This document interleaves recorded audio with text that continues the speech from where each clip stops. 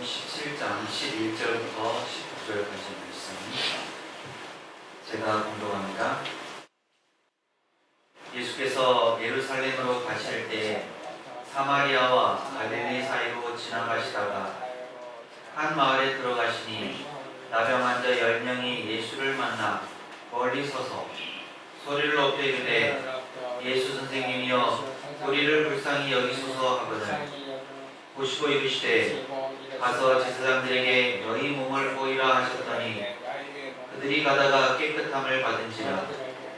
그 중에 한 사람이 자기가 나은 것을 보고 큰 소리로 하나님께 영광을 돌리며 돌아와 예수의 발 아래 엎드려 감사하니 그는 사마리아 사람이라.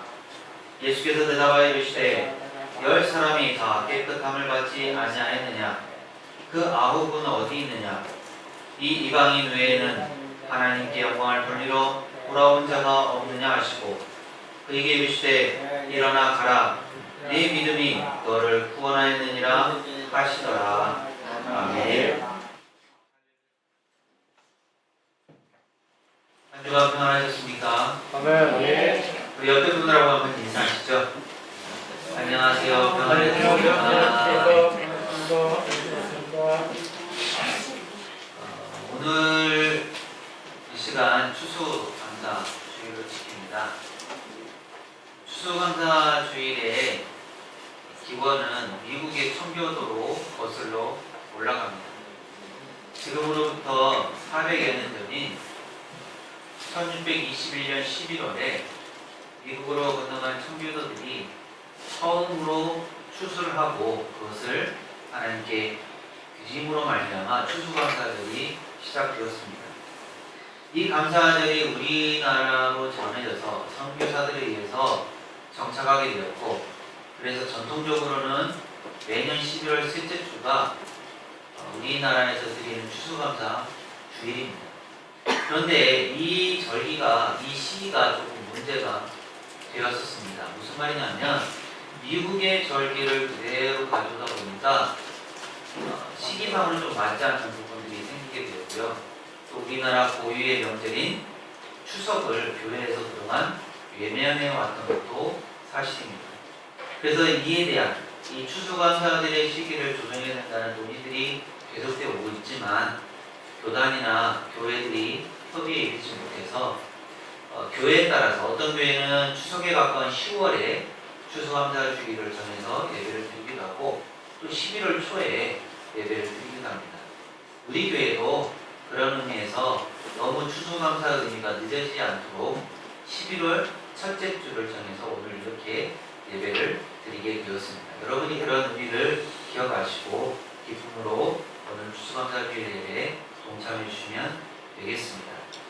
오늘날의 추수감사절의 의미는 물론 처음 출발은 처음 열매를 맺고 수확한 것을 가지고 감사하는 의미가 있었다면 물론 그것을 포함해서 오늘날은 올 한 해를 돌아보면서 올 한 해 동안 하나님께서 보호하시고 인도하시고 지키셨던 것에 대한 감사의 마음을 하나님께 전해드리는 것에 의미가 있다라고 볼 수가 있습니다. 미국의 명문 대학 중에 노스웨스턴 대학교가 있는데요. 여기에 자랑스러운 학생이 한 명 있습니다. 그 학생이 누구냐면 에드워드 스펜서라는 학생입니다. 왜 이 명문 대학교 노스웨스턴 대학교는 에드워드 스펜서를 자랑스럽게 여기게 되었을까요? 지금으로부터 160여 년 전의 일입니다. 1860년 9월에 학교에 가까운 인근 미시건주에서 풍랑이 크게 일어나서 여객선이 침몰하게 되었습니다. 풍랑을 견디지 못한 거죠. 그로 말미암아 187명이 죽고 말았습니다. 스펜서는 수영 선수였는데요. 당시 학교에 있다가 이 사람들의 여객선이 침몰하고 외치는 그 다급한 소리를 듣고 그들을 구하기 위해서 달려 나왔습니다. 육지에서 해안가에서 약 800m 정도 떨어진 지점에 여객선이 침몰을 했는데 이 스펜서가 그곳을 왕복을 하면서 그러니까 한 번 가는데 800m니까요. 갔다 오면 1600m가 되겠죠. 16차례를 오가면서 17명의 생명을 구했습니다. 얼마나 힘들겠습니까? 그래서 결국은 탈진하게 되었고 더구나 한 사람씩 구하면서 수영을 했으니까 몸이 견뎌내지 못했습니다. 결국 쓰러지고 말았고 병원에 가게 되었습니다. 물속에서 너무 무리해서 죄송합니다. 몸을 많이 썼기 때문이죠. 그래서 결국 스펜서는 평생을 휠체어에 의지하는 신세가 되고 말았습니다. 그런데 이 일로 스펜서는 국민적인 영웅이 되었습니다. 많은 사람들이 풍랑에도 불구하고 풍랑과 싸웠던 그러한 용기, 그리고 다른 사람들을 구원했던 그 희생정신, 칭찬들은 계속 이어졌고 스펜서는 많은 사람들의 귀감이 되었습니다. 하지만 다른 사람에게는 굉장한 사람처럼 보였지만 정작 스펜서 자신은 장인으로서 평생을 살아가야 되게 했습니다. 이렇게 다른 사람을 위해서 희생적인 삶을 산다는 것이 때로는 육체적으로 또 개인적으로 큰 아픔으로 남기도 합니다. 스펜서는 휠체어에 앉은 장애인의 몸으로 살게 되었고 80세를 살았는데요. 힘들게 살았죠. 한 집회에 참석했던 스펜서에게 그 목사님이 물어보았습니다.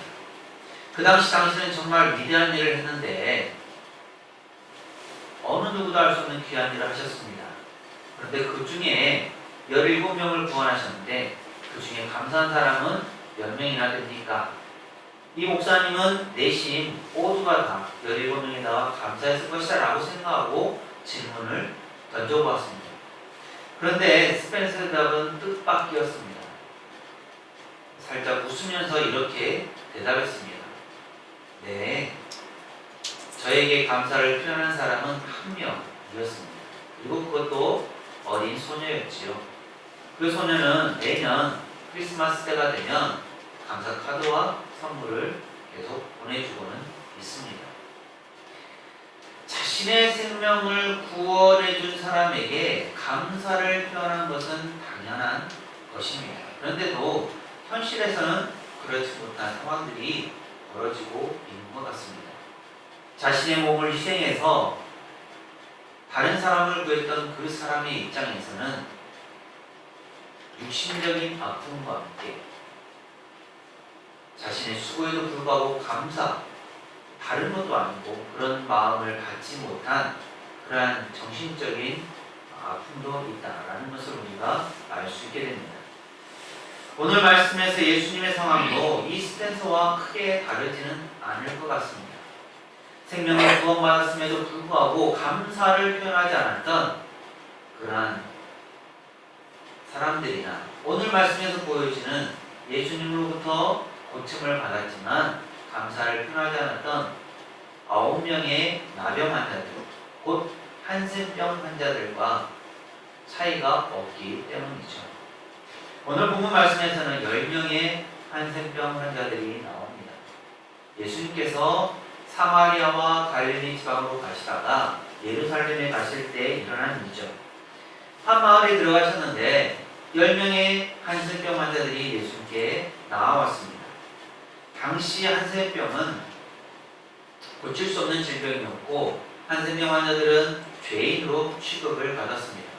많은 사람들이 생각할 때 어떤 사람이 병에 걸리는 것은, 특히나 이렇게 고칠 수 없는 중병에 걸리는 것은 그 사람이 죄를 지었거나 그 사람의 부모가 죄를 지어서 벌을 받는 것이다 라고 많이 생각했습니다. 병에 걸린 사람도 비슷한 생각을 가졌습니다. 그래서 병에 걸리게 되면 일반 사람들을 피하게 되었고 숨게 되었습니다. 또 혹시라도 병이 전염될 수도 있기 때문에 환자들에 대해 사람들이 가까이 하지 않았고 환자들도 자신들의 모습이 부끄러서 사람들 앞에 나서지 못했습니다. 이 10명의 한센병 환자들도 마찬가지였습니다. 예수님을 만나긴 했지만 예수님 앞에 바로 설 수는 없었습니다. 아마도 병을 고치신다라는 예수님에 대한 소문은 들었던 것 같습니다. 그래서 멀리 서서 외쳤습니다. 예수 선생님이여, 우리를 좀 불쌍히 여겨 주십시오. 간절한 마음으로 그들은 외쳤습니다. 왜냐하면 당시 한센병은 고칠 수 없는 병으로 취급을 받았고 또 자신들은 죄를 지은 사람이라는 인식들을 가졌기 때문입니다. 하나님으로부터 벌을 받았다라고 생각했죠. 자신들의 힘으로는 어찌할 수 없는 상황 가운데 놓여있던 이 10명의 한센병 환자들은 물속에 빠진 사람이 지푸라기라도 잡는 심정으로 예수님께 간구하면서 나아갔습니다. 자신들을 불쌍히 여기고 자신들의 병을 고쳐주기를 바라면서 말이죠. 예수님이 이 한센병 환자들의 부르짖음을 들으셨습니다. 그리고 그들에게 말씀해 주셨습니다. 가서 제사장에게 너희의 몸을 보여라.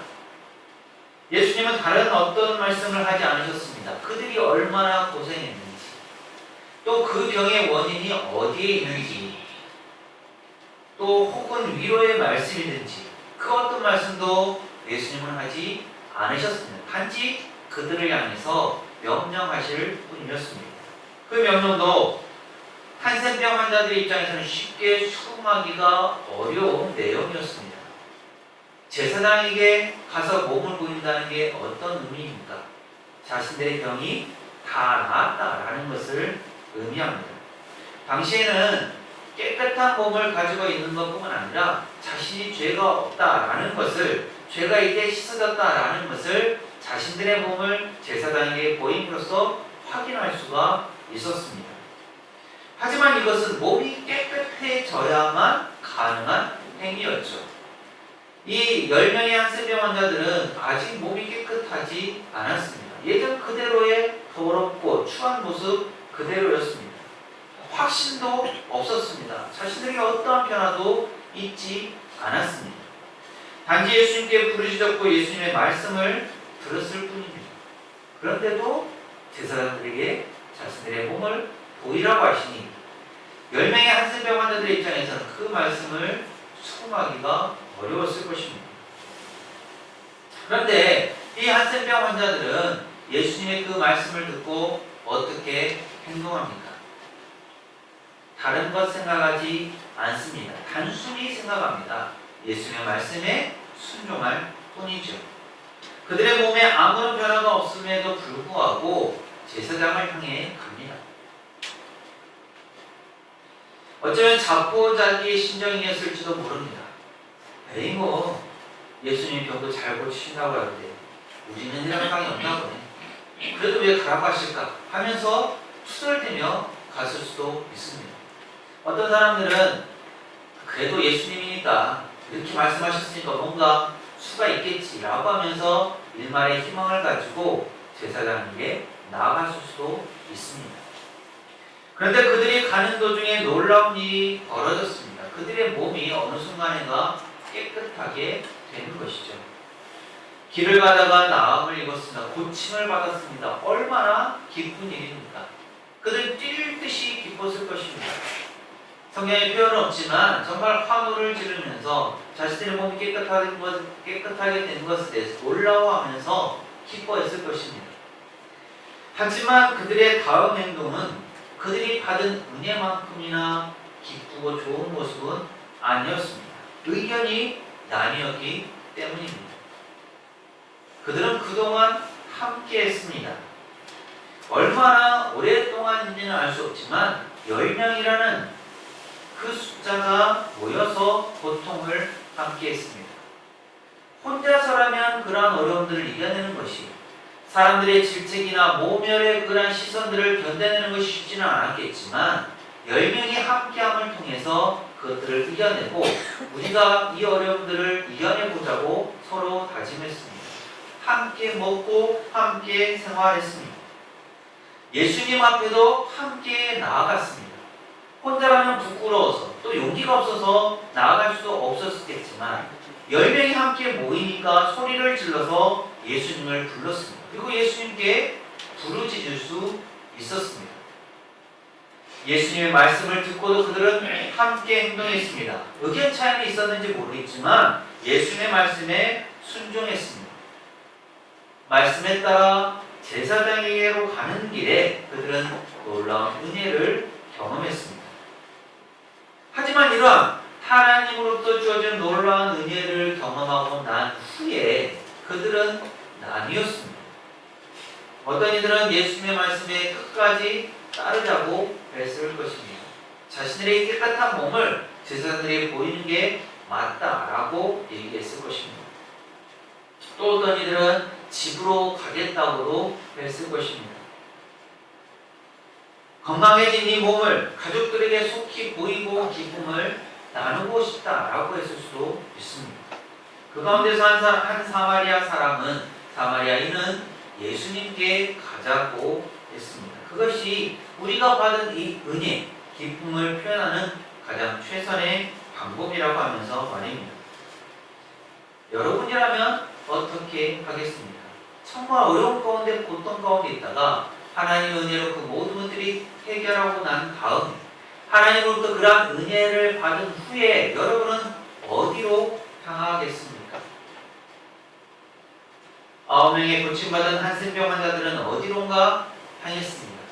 집으로, 가족에게로 간 이들도 있을 것입니다. 그동안 함께하고 싶었지만 어쩔 수 없이 떨어질 수밖에 없었던 그 가족의 품에 안겨서 그동안 있었던 어렵고 힘든 것들을 나누고 위로받고 기쁨의 시간을 가질 수도 있을 것입니다. 하지만 그것은 우선적인 문제가 아니었습니다. 그것은 나중에라도 충분히 그들이 할 수 있는 것들입니다. 또 자신이 전에 있었던 삶의 자리로 간 이들도 있을 것입니다. 무언가를 하려고 계획을 세웠었는데 한센병에 걸려서 아무것도 할 수 없었던, 그래서 이제는 새롭게 시작할 수 있겠다라고 마음을 먹고 자신의 삶의 자리로 간 이들도 있을 것입니다. 자신이 꿈꿨던 것을 이루어 볼 수 있겠다라고 하면서 새롭게 다짐하며 떠난 이들도 있을 것입니다. 하지만 그것도 우선순위는 아니었습니다. 또 일부는 제사장에게로 갔을 수도 있습니다. 물론 자신들의 깨끗한 몸을 제사장에게 보이는 것은 중요합니다. 말씀드렸듯이 그로 말미암아 자신을 정죄했던 사람들에게 노임을 받게 되고 인정받고 그들의 죄가 사해졌다라는 것도 알릴 수 있기 때문입니다. 병의 고침, 곧 나음은 죄를 사함받는 것이고 그 죄사함을 인정받는 것은 제사장에게 자신의 몸을 보임으로써 가능합니다. 그렇기 때문에 제사장에게 가는 것은 중요하죠. 예수님도 그런 의미에서 너희의 몸을 제사장에게 보이라라고 말씀하셨을 것입니다. 하지만 이것도 우선순위는 아니었습니다. 한센병 환자로 있던 사람이 제사장의 선포를 통해서 깨끗한 사람으로, 온전한 사람으로, 죄사함을 받은 사람으로 인정받는 것은 중요합니다. 하지만 그것보다 더 중요한 것이 있습니다. 그것은 병을 고치는 능력, 죄사함의 권세가 어디에 있느냐 하는 것입니다. 고침받은 9명의 한센병 환자들이 정확히 어디를 향해서 갔는지는 알 수 없습니다. 그리고 그들이 어디를 향해 갔든지 그것은 그렇게 중요하지도 않습니다. 제사장에게로 갔든 가족에게로 갔든 아니면 다른 어느 곳으로 갔든 그 걸음은 잘못된 의미의 걸음일 뿐입니다. 왜 그렇습니까? 육신은 건강해졌을지 몰라도 그들의 발걸음은 하나님의 구원으로부터 멀어졌기 때문입니다. 그 가운데 고침을 받은 한 명의 한센병 환자는 예수님께 가자고 했습니다. 그것이 우리에게 은혜를 베푸신 그분께 우리가 할 수 있는 최고의 표현이라고 얘기했을 것입니다. 하지만 그 의견은 무시되었습니다. 이미 깨끗하게 되었고 그로 말미암아 우리가 죄상을 받았다고 할 수 있는데 굳이 가야 할 필요가 있을까라고 했을 것입니다. 또 예수님이 우리를 고쳐서 우리가 깨끗하게 되는 것이 아니라 오랜 시간 또 있다 보니까 자연스럽게 우리가 나은 것일 수도 있는데 굳이 예수님께 가야 할까라고 한 사람도 있었을 것입니다. 그래서 다른 사람들은 다 각기 자기 갈 길로 가게 되었고 10명 가운데 오직 한 사람의 나음받은 한센병 환자들이 한센병 환자가 예수님께 나아오게 되었습니다. 더구나 그는 사마리아인이었습니다. 물론 당시의 유대인들은 사마리아인들을 멸시하고 싫어했지만 한센병이라는 공통 부모가 그들을 함께 있게 했습니다. 그래서 함께 고통을 나누고 함께 생활할 수가 있었습니다. 하지만 한센병이라는 이 공통 부모가 사라지니까 다시 유대인과 사마리아인으로 나뉘게 되었습니다. 더군다나 9명의 고침받은 한센병 환자들은 예수님을 찾아오지 않았습니다. 물론 그 9명 중에 사마리아인이 몇 명 더 있을 수도 있습니다. 하지만 오직 한 명의 나음을 받은 사마리아인 한센병 환자만이 예수님을 찾아온 것이죠. 그는 정확히 알고 있었습니다. 자신의 병이 낫게 된 그 이유가 무엇인지, 또 자신이 이제 해야 할 일이 무엇인지를 알았습니다. 그래서 그는 큰 소리로 하나님께 영광을 돌리며 예수님께 나아왔습니다. 그가 똑똑해서 이런저런 생각들을 다 해보고 또 다 재보고 자신의 의견이 옳다고 해서 예수님께 나아왔다라고 생각하기는 어렵습니다. 아마도 그는 예수님께 가는 것이 가장 당연하다라고 생각하고 나왔을 것입니다. 자기가 그토록 저주받은 인간이라고, 자신의 인생에 더 이상의 희망은 없다고, 아무도 나를 사랑해주지 않는다고, 이제 이렇게 살다가 죽을 일만 남았다라고 생각했을 그 순간에 그는 예수님으로 인해서 자신의 삶이 바뀐 것을 알게 되었습니다. 병을 고치는 능력, 죄를 사하는 권세가 하나님께 있음을, 예수님께 있음을 그는 정확히 알았습니다. 그러면서 그가 해야 할 일로 무엇인지를 그는 깨달았습니다. 그렇게 자신이 받은 은혜, 사랑, 기쁨을 표현하고 싶었습니다. 그래서 큰 소리로 하나님께 영광을 돌렸고 예수님 앞에 엎드렸습니다. 결국 고침을 받고 예수님께 나와 자신이 받은 은혜를, 자신의 사랑을, 자신의 기쁨을 감사함으로 표현한 이 한 사람의 사마리아인 한센병 환자만이 예수님으로부터 그 믿음을 인정받아서 구원의 은혜도 있게 되었습니다. 나머지 9명은 아마도 자신들의 현 상태, 나음을 입은 그 상태, 그것에 만족했을 것입니다. 그래서 과거에 힘들었던, 고통스러웠던 지나간 과거는 다 잊은 채, 또 자신들에게 은혜를 베푸신 그 예수님에 대한 감사도 잊은 채 자신들이 먼저 해야겠다고 생각한 그 일들을 향해서 나아갔을 뿐입니다. 오늘 우리는 어떻습니까? 우리에게 은혜를 베푸신 그 하나님께 대해, 예수님께 대해 감사를 어떻게 표현하고 있습니까?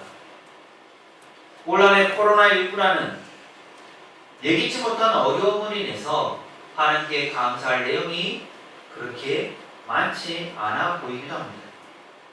또한 다른 사람의 상황과 또 다른 사람과 비교하다 보니까 감사하고 싶은 마음이 그다지 생기지 않을 수도 있습니다. 하지만 그렇다고 해서 우리의 환경과 상황 때문에 하나님의 은혜가, 하나님의 사랑이 변하지는 않습니다. 하나님은 계속해서 영원히 언제나 열악한 환경과 상황 속에서도 변함없이 우리를 사랑하시고 보호하시고 지키시고 인도하여 주십니다. 어렵고 힘든 상황 속에서도 하나님께서 베푸신 그러한 은혜와 사랑을 기억하면서 하나님께 우리의 사랑을 표현하고 우리에게 주신 기쁨을 표현하고 우리의 믿음을 표현하는 것이 바로 감사입니다. 사실 한 사람의 이 사마리아인이 감사를 표현했던 모습을 보면 별것이 없습니다. 15절 16절은 이렇게 말씀합니다. 함께 읽어봅니다. 시작. 그 중에 한 사람이 자기가 나은 것을 보고 큰 소리로 하나님께 영광을 돌리며 돌아와 예수의 발 아래 엎드려 감사하니 그는 사마리아 사람이라. 그는 큰 소리로 하나님께 영광을 돌리며 돌아와 아래에 엎드렸을 뿐입니다. 하지만 다른 9명의 사람들은 그마저도 하지 않았고 어쩌면 당연히 받을 것을 받은 것처럼 여겼습니다. 우리는 어떻습니까? 자신의 건강에 대해서, 자신의 가족에 대해서, 자신의 직분에 대해서, 자신의 재물에 대해서 내 수고의 결과로, 내 노력의 결과로 얻어진 것이라고 당연히 받을 것을 받은 것처럼 여기고 있지는 않습니다. 9명의 한센병 환자들이 변하는 모습은 오늘날 우리의 죄악된 모습, 연약한 모습을 그대로 보여주고 있는 듯합니다. 처음 한센병 환자들은 어떠했습니까?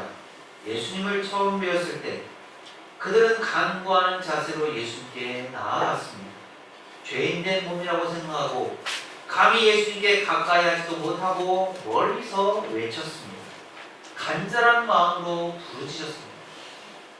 특별히 구하는 내용도 없습니다. 단지 자신들을 불쌍히 여겨주시기만을 바랄 뿐이었습니다. 상황이 그랬기 때문에 그럴 수밖에 없다고 할 수 있겠지만 이 얼마나 겸손한 모습입니까? 또 얼마나 진실한 모습입니까? 그 모습이 예수님께 인정을 받았습니다. 예수님으로부터 말씀을 들었습니다. 말씀을 들은 이 한센병 환자들은 또 어떻게 합니까? 예수님의 말씀에 순종했습니다. 뭐가 뭔지는 모르지만 예수님을 믿었습니다. 그 말씀에 따랐습니다. 그로 말미암아 뜻하지 않은 고침, 나음의 기쁨을 누렸습니다. 여기까지는 10명이 동일하게 행동했고 동일하게 누렸습니다. 하지만 여기서부터 차이가 납니다. 9명은 어떻게 행동합니까? 고침을 받은 9명은 그것으로 끝이었습니다. 더 이상의 얘기가 없습니다. 사실 지금까지의 행동은 온전한 순종은 아니었습니다. 예수님이 말씀하신 것에 대한 온전한 순종은 제사장이 가서 자기의 몸을 보이는 것까지입니다. 그럼 과연 9명의 이 고침을 받은 한센병 환자들은 제사장에게로 갔을까요?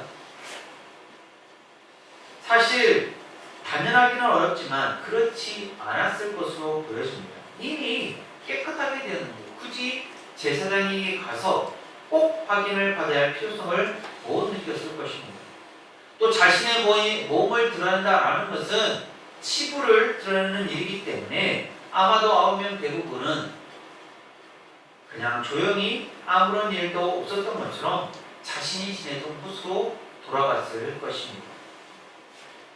그런데 우리도 은혜를 경험하고 나서 이렇게 될 때가 있습니다. 마치 아무런 일이 없었던 것처럼 지나갑니다. 필요할 때는, 원할 때는, 급할 때는 간절히 부르짖다가도 막상 얻고 나서는 아무 일도 없었던 것처럼 행동합니다. 오히려 감사를 표현하는 사람을 정죄하기까지 합니다. 물론 동네방네 떠들고 다니면서 자랑하고 다니는 것도 문제가 되겠지만 자신이 받은 은혜에 대해서 아무런 표현도 하지 않고 아무런 일도 없었던 것처럼 넘어가는 것은 옳지 않습니다. 자신이 받은 은혜의 크로 인한 기쁨, 그에 대한 사랑에 대해서 최소한의 표현은 해야 합니다. 짐승들도 자신이 받은 은혜에 대해서는 그만큼 보답한다라고 합니다. 하물며 만물의 영장인 사람이 자신이 받은 은혜에 대해서 보답하지 않는다면 그것은 사람의 길을 포기한 행위라고 할 수 있습니다. 9명의 고침받은 한센병 환자들은 처음에는 간절한 마음으로 예수님께 나아갔지만 주님으로부터 은혜를 받은 다음에는 그 은혜를 당연시했습니다. 어쩌면 자신들의 어떤 행위를 나음의 근거로 여겼을지도 모릅니다. 반면에 한 명의 고침받은 한센병 환자는 예수님께로 돌아왔습니다. 그는 어떻게 자신의 마음을 표현합니다. 자신을 고치신 그 하나님께 영광을 돌리고 예수님의 발 아래에 엎드렸습니다.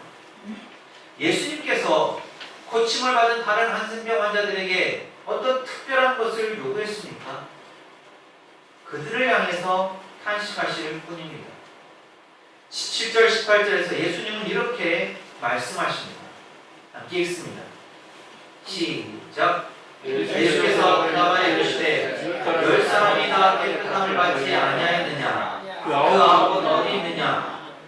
이방인 외에는 하나님께 영광을 돌리러 돌아온 자가 없느냐 하시고, 그리고는 감사를 표현한 그 한센병 환자에게 구원을 선포하십니다.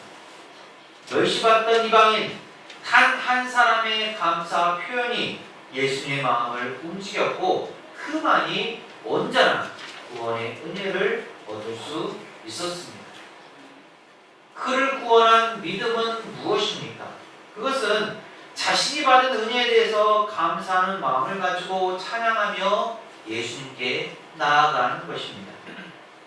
진정한 감사는 다른 데 있지 않습니다. 다른 것을 구하지 않습니다. 다른 것을 바라지 않습니다. 그냥 자신이 받은 은혜, 그로 인한 기쁨, 자신의 사랑을 감사라는 도구로 표현할 뿐입니다. 이런 이야기가 있습니다. 옛날 어느 마을에 부지런하고 마음씨 착한 농부가 살고 있었습니다. 어느 해 물을 심었는데 농사가 너무 잘 돼가지고, 정말 잘 돼서 사람 몸만한 물을 뽑게 되었습니다. 이 농부는 이렇게 농사를 잘 짓게 된 것이 원님의 선정덕이라고 생각해서 그 물을 원님께 가져다 바쳤습니다. 원님은 그 농부의 고마워하는 그 마음을 기특하게 생각하고 무엇으로 보답을 할까 하다가 관리에게 물어보았습니다. 그랬더니 관리는 최근에 황소 한 마리가 들어온 것이 있다라고 얘기를 했습니다. 원님은 기쁜 마음으로 그 황소를 그 농부에게 주었습니다. 그런데 이 소문이 동네에 퍼지게 되었고, 이를 배합하는 악한 농부가 이렇게 생각했습니다. 물을 갖다 바치고 황소를 얻었으니 황소를 갖다 바치면 땅을 얻을 수 있을 것이다. 그는 땅을 얻을 욕심으로 원님에게 황소를 바쳤습니다. 원님은 고맙다고 하면서 관가에 들어온 것 중에 귀한 물건이 있으면 그 농부에게 가져다 주라고 했습니다. 무엇이 있었을까요? 그렇습니다. 그 전에 농부가 갖다 바친 그 무가 있었습니다. 진정한 감사는 대가를 기대하면서 무언가를 바라면서 하는 것이 아닙니다. 내가 받은 은혜가 커서 감사하는 것인데 더 이상 무엇을 기대하며 바랄 수가 있겠습니까? 받은 은혜를 기억하면서 마음으로부터 우러나오는 감사를 표현하는 것이 바로 진정한 감사입니다. 오늘 주신 말씀, 감사를 표현한 한 명의 한센병 사마리아인의 그 모습을 기억하면서 고침을 받은 그 한 명의 사마리아 한센병 환자처럼 올한해 하나님께서 우리를 돌보시고 베푸신 그 은혜를 기억하고서 그로 인해서 기쁨과 사랑의 마음을 담아서 하나님께 온전한 감사를 표하는 우리 모든 새성교회 교우들 되시기를 간절히 소망합니다. 네.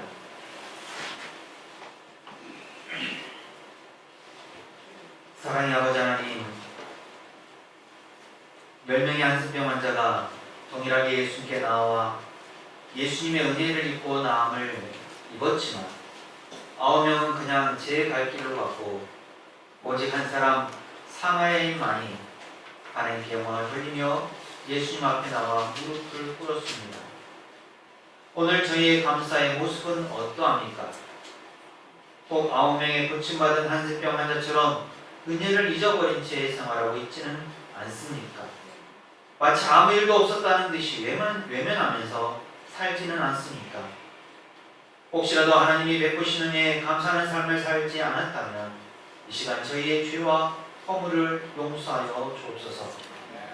하나님께서 올 한해 베푸신 그 은혜를 다시 기억하게 하시고 그로 인한 기쁨, 감격, 사랑의 마음을 담아서 감사를 표현하기를 원합니다. 진심 어린 마음으로 감사하는 삶을 살게 하옵소서. 그로 말미암는 구원의 감격이 저희의 삶 속에 가득하게 하옵소서. 예수님 이름으로 기도합니다. 아멘.